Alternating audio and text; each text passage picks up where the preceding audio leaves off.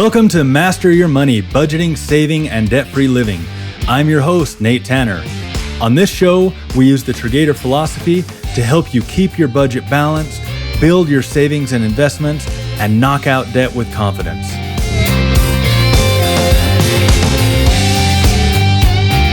Let's start with the truth that almost no one told us growing up. Money isn't just math. It's emotion. It's identity. It's memory. You could have the perfect spending plan, the slickest budgeting app, and a stack of good intentions. But if your mindset around money is broken, none of it will stick. Because what we believe about money is often more powerful than what we know.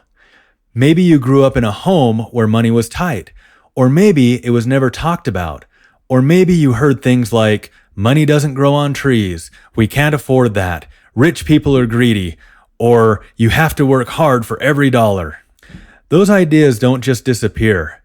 They become part of your money story, whether you chose them or not. As Master Yoda once said, you must unlearn what you have learned. That isn't just a line about lightsabers. It's about life. Because when it comes to money, a lot of us are walking around with beliefs we didn't even choose. They are beliefs we inherited, absorbed, or picked up without even realizing it. But the good news, you can unlearn, you can rewrite. So today, we're going deeper. We're going to unpack your money mindset, dig into those scripts that might be sabotaging you, and help you start rewriting your financial story from a place of strength. Let's get into it. So what are money scripts? Money scripts are the subconscious beliefs that we hold about money, usually formed when we were young. They are emotional rules that we follow with our finances, often without even realizing we're doing it. These scripts are usually passed down from family, culture, or early life experiences. They're not inherently good or bad, but they are powerful. A money script might sound like, there's never enough money. Money will solve all my problems. I'm just bad with money. It's not polite to talk about money. If I make more, people will expect more from me. Any of these sound familiar? These beliefs become filters.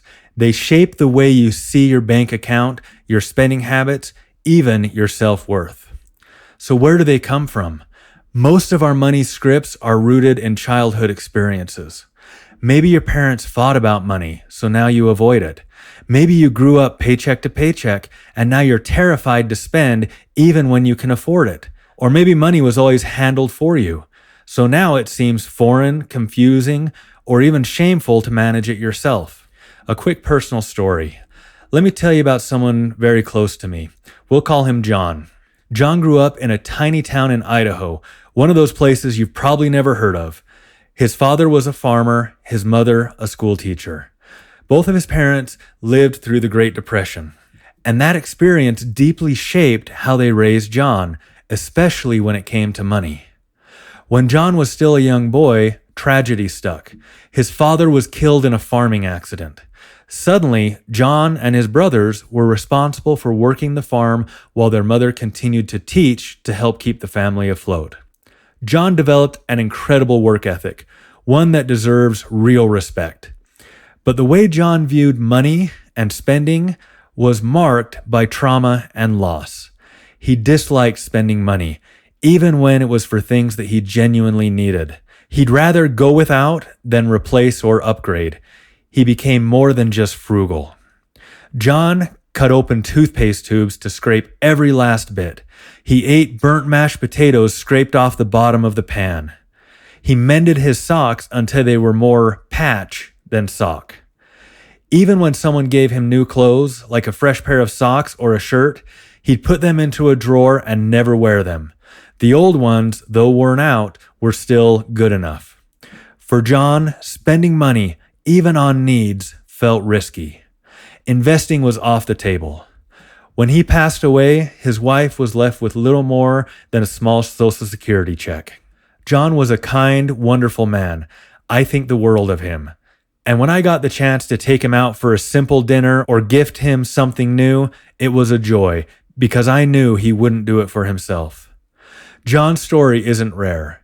Our upbringing and life experiences can shape us into extremes, either overspending or underspending, and those extremes can create serious financial struggle. Why does the script matter? If you've ever felt like you sabotage your own plan, if you keep repeating the same money mistakes, it's probably not your math skills. It's your money script. And the wild part is, you might not even realize it's running the show. In the next section, we're going to break down 2 of the biggest mindset traps people fall into: scarcity versus abundance and fear versus control. One or both might be whispering into your ear, and we're going to help you quiet the noise. Once you start recognizing your money scripts, you'll probably notice some common themes. And 2 of the biggest mindset traps people fall into are scarcity versus abundance and fear versus control. These mental frameworks shape how you react to money, and even more, how you feel about money. First, scarcity versus abundance. A scarcity mindset says, there's never enough. I have to hold tight to every dollar. If someone else has more, that means I'll have less. This mindset leads to anxiety, hoarding, fear-based decisions, and an inability to enjoy your money, even when you're doing okay. On the flip side, an abundance mindset says, there's enough, I can create more, I can give, save, and still have enough for my needs. It doesn't mean ignoring reality or being reckless. It means choosing to believe there's more than one way to thrive. It's not just about money, it's about possibility. People with a scarcity mindset often underspend even when they can afford something, just like our friend John from earlier. Or they overspend the moment money hits their account, not because they're careless, but because deep down they're telling themselves, I deserve this while I have it. Since they believe money is scarce, they feel they need to use it for a want, or they might never get that chance again. Let's talk about fear versus control. A fear mindset around money says, what if I make the wrong decision? What if this doesn't work? What if something bad happens? What if I lose it all? What if I never am able to afford fill in the blank? It keeps you stuck, scared, waiting for the perfect plan or perfect moment. A control mindset, on the other hand, says, I can make a plan. I can adjust if life happens. I'm in charge of where my money goes. I can mitigate the risks. How can I afford fill in the blank? One of these mindsets builds panic. The other builds peace and gives you the power to master your money. So why does this matter? You can have the best spending plan in the world, but if you're operating from a fear or scarcity mindset, you'll never feel safe with money. You'll always feel behind or guilty or overwhelmed. But if you can shift towards abundance and control, that's when the plan starts to stick. That's when progress feels empowering instead of exhausting. In the next section, we're going to go one level deeper. How do you spot emotional triggers that throw your plan off track? Because it's not just about what you believe, it's about what sets those beliefs into motion. So spotting those triggers. So now that we've talked about money scripts and mindset traps, let's get even more practical. The next step is learning how to spot your emotional money triggers. These are the moments, moods, or situations that cause you to react and not plan with your money. What is a money trigger? A trigger is something that pushes you into autopilot mode, where you stop thinking with your plan and start reacting with your emotion.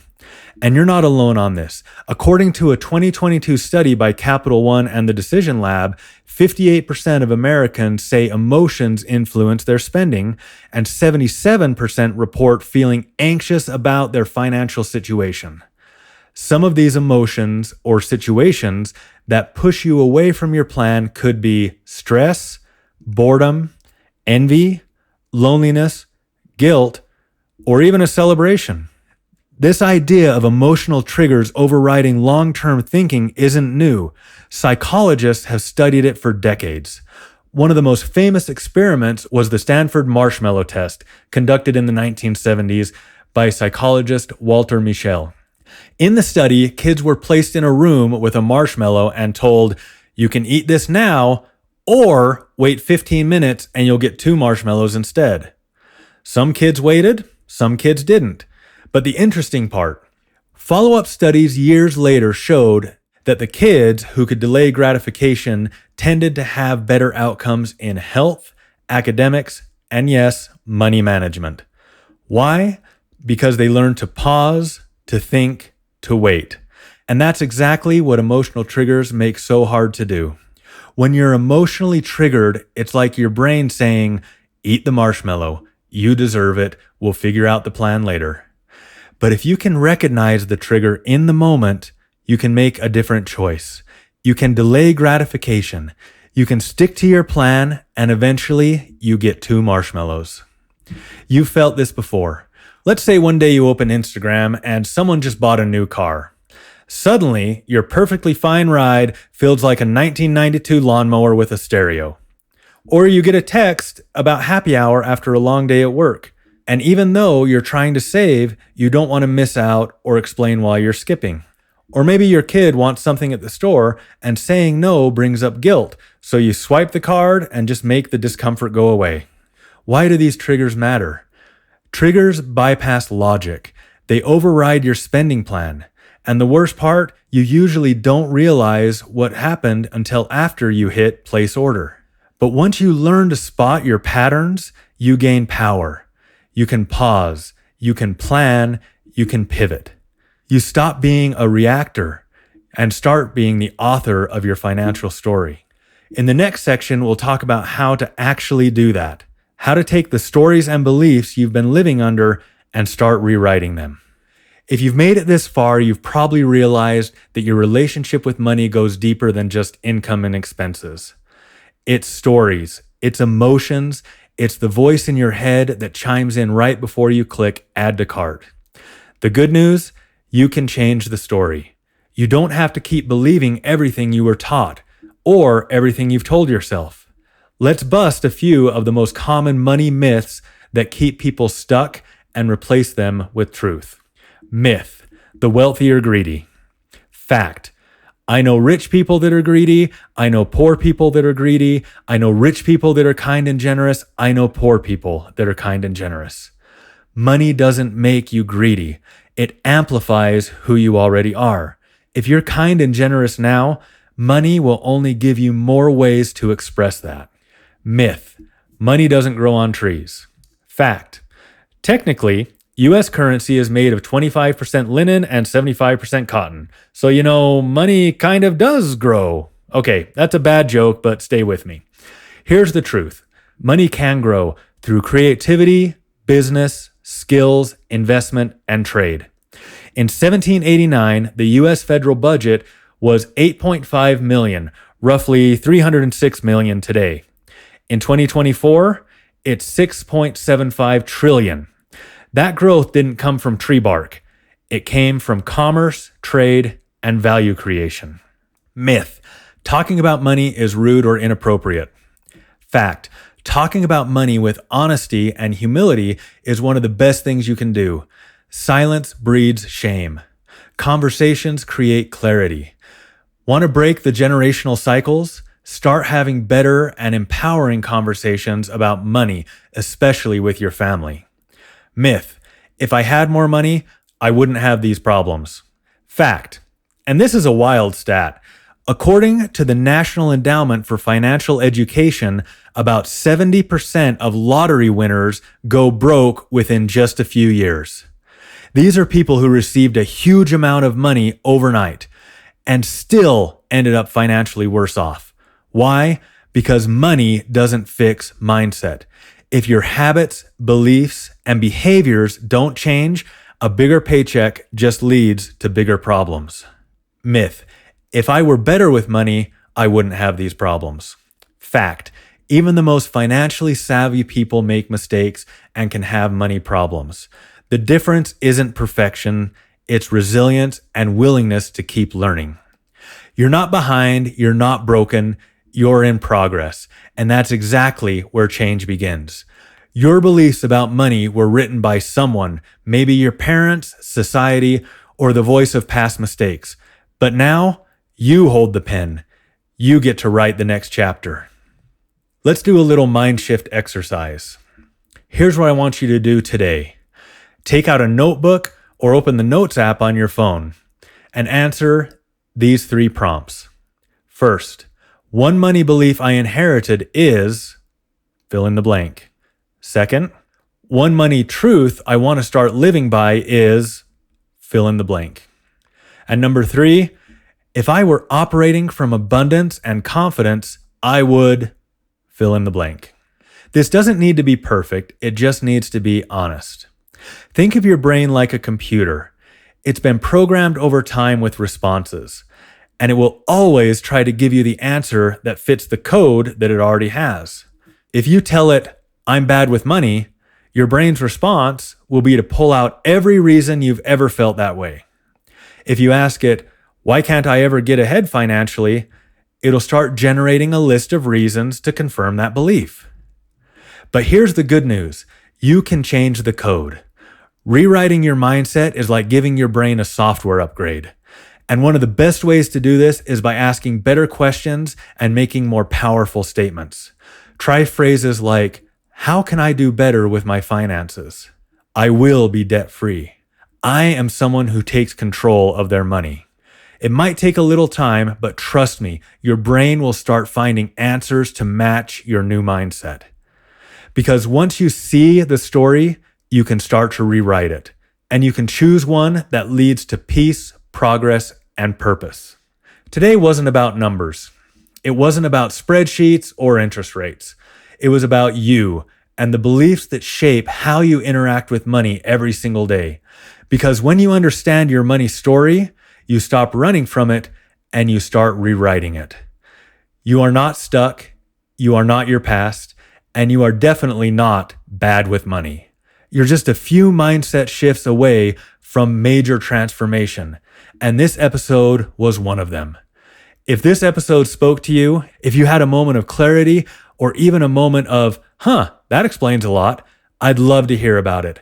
Email me at podcast@Triggator.com with your reflections, a mindset breakthrough, or even a money myth that you've been carrying. And if you're enjoying the podcast, subscribe or follow so you never miss an episode. Leave a review because seriously, it helps others find the show, and share it with someone who's struggling with their mindset. It might be the conversation that changes everything. And don't forget to follow us on social media at Triggator on X, Instagram, Facebook, and YouTube. We're always posting tools, encouragement, and simple steps to help you master your money, mindset and all. In the next episode, we're diving into something I've mentioned before, but now it gets the spotlight, the alligator fund. It's your first line of defense when life tries to bite. You'll learn what it is, how it's different from an emergency fund, and how to build one that keeps your spending plan afloat when life tries to pull you under. Until next time, be kind to yourself, ask better questions, and remember, you don't just have a money story. You're the one writing it. And with every small step you take, you're turning the page towards freedom. I'll see you in the next one.